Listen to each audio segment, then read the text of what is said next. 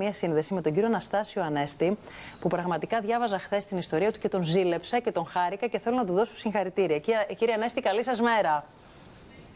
Γεια σας, καλημέρα και στους τηλεθεατές σας. Ευχαριστούμε πάρα πολύ. Να πω δύο λόγια για σας, για να καταλάβουν οι τηλεθεατές μας που μπαίνουμε στο σπίτι τους γιατί το είπα αυτό. Είστε ένας άνθρωπος που σπουδάσατε βιολογία και ωκεανολογία και κάποια στιγμή στην πορεία της ζωής σας, ένας συγγενής σας, ένας θείος σας, σας αφήνει 90 στρέμματα γης με ελιές.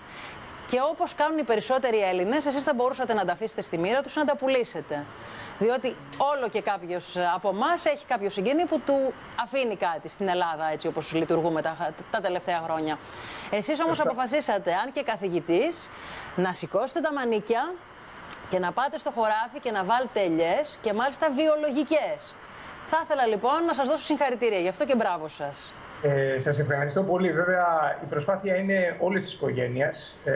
Και της συζύγου και της κόρης σας διάβασα. Της κόρης και της αδερφής και της μητέρας. Μπράβο, μπράβο. Ότι όλοι βάζουν ένα χεράκι, απλώς εμείς έχουμε πάρει λίγο περισσότερες ευθύνες για να το προωθήσουμε.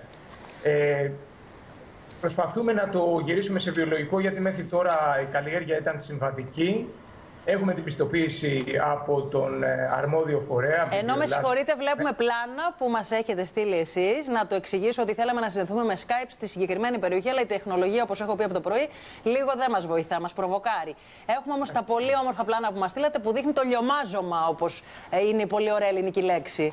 Πολύ σωστά, πολύ σωστά. Αυτά τα πλάνα είναι από σήμερα το πρωί.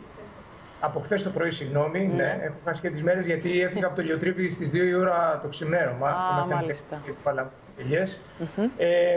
Είναι 3 άνθρωποι που μαζεύουν από μια μεγάλη ελιά. Αυτή η ελιά πρέπει να είναι τουλάχιστον 250 χρόνια. Ανεβαίνουν στις σκάλες, κατεβαίνουν στις σκάλες, ρίχνουν τις ελιές κάτω προκειμένου να μαζευτεί ο καρπός και να μεταφερθεί όσο το δυνατόν συντομότερα στο ηλιοτρίπη για να γίνει η ελαιοποίηση. Η οποία... Αυτό που προσπαθούμε να κάνουμε εμείς σε συνδυασμό με την καλή διάθεση των ανθρώπων, των υπεύθυνων του ηλιοτρυπιού, είναι να έχει ένα πολύ συγκεκριμένο τρόπο. Δηλαδή, να μην ξεπερνάει τους 27 με 28 βαθμούς Κελσίου σε κανένα στάδιο της ελαιοποίησης και κατά διάρκεια της μάλαξης να μην ξεπερνάει τα 40 λεπτά, έτσι ώστε να μην έρχεται η επιφάνεια της ζύμης της ελιάς με το οξυγόνο. Για να καταλάβουμε τώρα και εμείς οι άσχετοι, κύριε καθηγητά. Αυτό, αν δεν συμβαίνει αυτό που κάνετε εσείς και συμβαίνει το άλλο, είναι κακό, χαλάει το λάδι, καταστρέφει την ποιότητά του? Πολύ καλή ερώτηση. Δεν είναι ότι καταστρέφεται το λάδι, απλώς μειώνεται πάρα πολύ η αντιοξυδωτική του, οι ευεργετικές αντιοξυδωτικές ιδιότητες που έχει το ελαιόλαδο και ειδικά το ελαιόλαδο από την περιοχή μας, που έχει μεγάλη περιοκτικότητα σε πολυφενόλες, δίνουν τη δυνατότητα στο λάδι να παραμείνει όσο το δυνατόν περισσότερο και αναλύωτα στο ράφι. Και μιλάμε για το κρανίδι, επειδή είπατε την περιοχή σας, κρανίδι Αργολίδας, έτσι. Αργολίδας. Λοιπόν, από εδώ είναι η οικογένεια της μητέρας μου. Έχουμε δεκάδες συγγενείς, πρώτα, δεύτερα, τρίτα ξαδέρφια. Έχουμε ανθρώπους που ενδιαφέρονται πάρα πολύ να αλλάξουν και εκείνη τον τρόπο ελαιοποίησης και παραγωγής γενικότερα. Και είναι μια παραγωγή που κατά κόρον παράγει πάρα πολλούς τόνους λάδι και γι' αυτό και έχει και την πιστοποίηση της οργανικής καλλιέργειας, το ΠΟΠ, την προστατευόμενη ονομασία προέλευσης. Κύριε Ανέστη, με συγχωρείτε, βλέπουμε στα πλάνα και την άλλη γενιά, την κόρη σας. Αυτή είναι η ανιψιά μου βασικά. Μάλιστα. Η Χριστιάνα. Γεια σου Χριστιάνα, καλημέρα. Καλημέρα. Αγουροξυπνημένο, μωρό μου.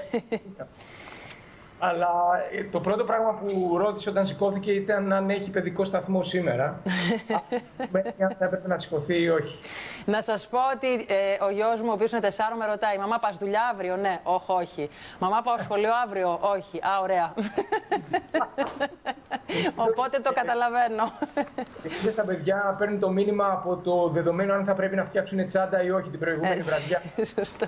Όταν πρέπει να φτιάξουν τσάντα, θα είναι μια δύσκολη ημέρα. Το ξέρετε, οπότε αφού το πήγαμε στο σχολείο και στους μαθητές, γιατί είστε καθηγητής, διαβάζω σε ένα πολύ ωραίο άρθρο που σας αφορά ότι κάθε Κυριακή έπρεπε να καθαρίσετε τα χέρια σας με βουρτσάκι για να απομακρύνετε το χώμα και να αποφύγετε χιουμοριστικά σχόλια των μαθητών σας, καθώς όπως, κύριε, σκοτώσατε κανέναν και τον θάψατε.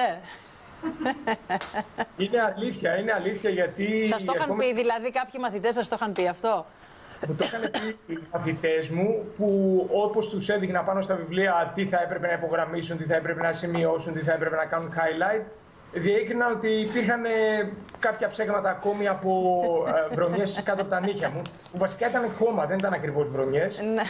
Θα έπρεπε το προηγούμενο βράδυ με κουρτσάκι να τα τρίψω έτσι ώστε να φύγει και η παραμικρή βρωμιά. Τώρα ξέρουν τα παιδιά όμως ότι ο καθηγητής τους είναι και ελαιοπαραγωγός, άρα από εκεί είναι το μαύρο κάτω από τα νύχια.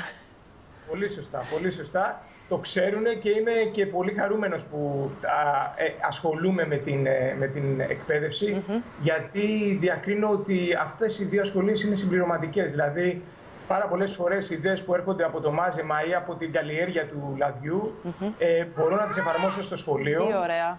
Είτε μέσω πειραματισμών, είτε μέσω ανοιχτής συζήτησης, ξεκινώντας δηλαδή μια συζήτηση με τους μαθητές μου. Και από την άλλη, να πάρω ερεθίσματα από τους μαθητές μου που αφορούν στο branding, στο marketing, προϊόντων. Για παράδειγμα, μαθητές σας έδωσαν την ιδέα να φεύγουν τα μπουκάλια σας, τα οποία διαβάζω ότι είναι φτιαγμένα οικολογικά, με οικολογικό χαρτί, οικολογική συσκευασία, να φεύγουν για το εξωτερικό. Βλέπω τώρα ότι παράγεται 20.000 μπουκάλια και τα 2.000, οι 2.000 φιάλες θα πάνε στη Δανία. Γιατί στην Ελλάδα, μάλλον το να πληρώσουμε λίγο πιο ακριβά το λάδι που είναι βιολογικό και έχει άλλες απαιτήσεις, γιατί δεν βγαίνουν μεγάλες ποσότητες, δεν το έχουμε μάθει ακόμα. Αυτό είναι αλήθεια. Οι μαθητές μου με προέτρεψαν να ασχοληθώ με τις εξαγωγές. Καθώς και όλοι οι φίλοι και γνωστοί που είχαν σχέση με τις εξαγωγές, χωρίς να θέλω να ακούγομαι αφοριστικός για την ελληνική αγορά, σε πολύ μεγάλο βαθμό οι ξένοι μπορούν και θέλουν να αξιοποιήσουν τις μοναδικές ιδιότητες που έχει το Κατάλαβα τι λέτε. Κανένα Yes. λεωφορείο με τους μαθητές να έρθουν να μαζέψουν ελιές? Έχετε οργανώσει καμία τέτοιου είδους εκδρομή? Κοιτάξτε, το έχουμε σκεφτεί, είναι στα σχέδια, χρειάζεται πάρα πολύ μεγάλο, τα logistics είναι αρκετά, υπάρχει όμως η διάθεση και νομίζω ότι κάποια στιγμή και αυτό θα γίνει πραγματικότητα. Θα το κάνουμε εκπαιδευτική εκδρομή, κύριε Ανέστη, και θα έρθουμε και εμείς να το καταγράψουμε. Ένα βιωματικό σχολείο που να αφορά στην καλλιέργεια και στη συγκομιδή καρπών είναι η πραγματικότητα και στο σχολείο μας. Σωστά. Το σχολείο μας κάνει τέτοιου είδους δραστηριότητες. Απλώς είναι λίγο μακρύτερα από ότι ένας μέσος όρος ταξιδιού για να μπορούν τα παιδιά να έχουν... Θα το κάνετε τρίμερη εκδρομή. Θα κάνετε την τρίμερη, αν το δεχτούν οι μαθητές. Μια εξαιρετική ιδέα. Ευχαριστώ πάρα πολύ, κύριε Ανέστη. Επειδή έχετε πολλαπλές ιδιότητες, θα ήταν χαρά μου να τα πούμε κάποια στιγμή και στο στούντιο. Πολύ ευχαρίστως. Είμαι στη διάθεσή σας. Να είστε καλά, την καλημέρα μας. Καλή συνέχεια. Να είστε καλά.